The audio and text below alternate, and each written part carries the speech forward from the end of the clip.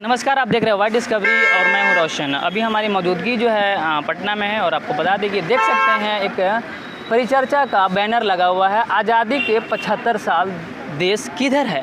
आज 13 अगस्त है। आपको बता दें कि CPI-ML के राष्ट्रीय महासचिव दीपांकर भट्टाचार्य जी अभी मौजूद हैं और कार्यक्रम में परिचर्चा करने के लिए मौजूद हैं। आपको बता दें कि देख सकते हैं आज़ादी के 75 साल, देश किधर है। देश में जो माहौल बना हुआ है, एक तो मणिपुर का हिंसा चल रहा है, दूसरी बात जो राहुल गांधी जो स्मृति ईरानी को फ्लाइंग किस दी हैं उस पर माहौल चल रहा है। लेकिन इन लोग का जो है देश हित में बात करते हुए जो है आज़ादी के 75 साल बाद देश किधर है, इस पर हम चर्चा करेंगे और दीपांकर भट्टाचार्य जी से जानने की कोशिश करेंगे कि आखिर इस बैनर के जो पोस्टर जो लगाए हैं इनका लगाने का मकसद क्या है, ये क्या कहना चाहते हैं। सर, आज़ादी के 75 साल, देश किधर, बड़ी मुद्दा लेकर के आप आए हुए सर, क्या कहें। देखिए, हमने पिछले 2 साल से देश के आज़ादी के 75 साल को लेकर के एक जन अभियान पूरे बिहार में चलाया है। 2021 के 15 अगस्त से लेकर 2023 के 15 अगस्त तक, और हमारी ये कोशिश थी कि आज़ादी के आंदोलन की जो पूरी विरासत है, खासकर बिहार में जो आज़ादी के आंदोलन चले थे, उस विरासत को भी इस दौर में सलाम करना।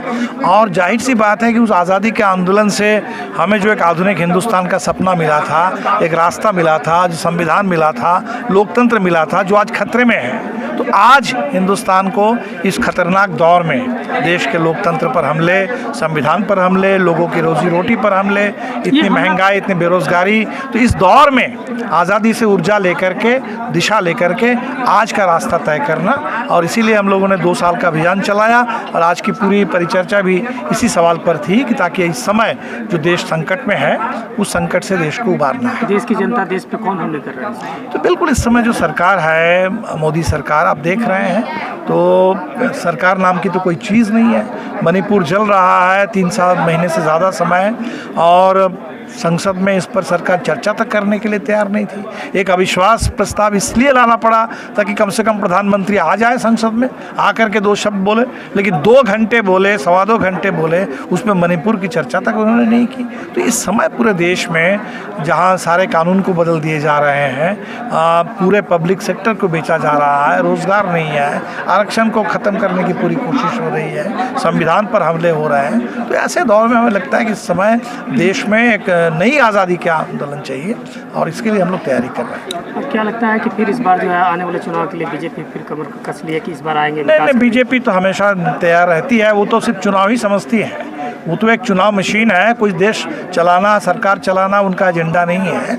लेकिन इसके बावजूद कर्नाटक के लोगों ने तो बता दिया कि तमाम कोशिशों के बावजूद कर्नाटक में लोगों ने बीजेपी के खिलाफ वोट डाला, और हमें उम्मीद है जो कर्नाटक से शुरुआत हुई है, बिहार में भी जिस तरह से विधानसभा के चुनाव में लोगों ने वोट डाला था, झारखंड में डाला था, बंगाल में डाला है, तो हमें उम्मीद है कि आने वाले दिन में लोग भारतीय जनता पार्टी के इस पूरे साजिश को समझ रहे हैं। और लोकतंत्र, अभी चुनाव आयोग के बारे में उन्होंने तय कर लिया, सुप्रीम कोर्ट के पूरे सिफारिश के खिलाफ जा करके वो चाहते हैं कि चुनाव आयोग पर उनका कब्जा हो जाए।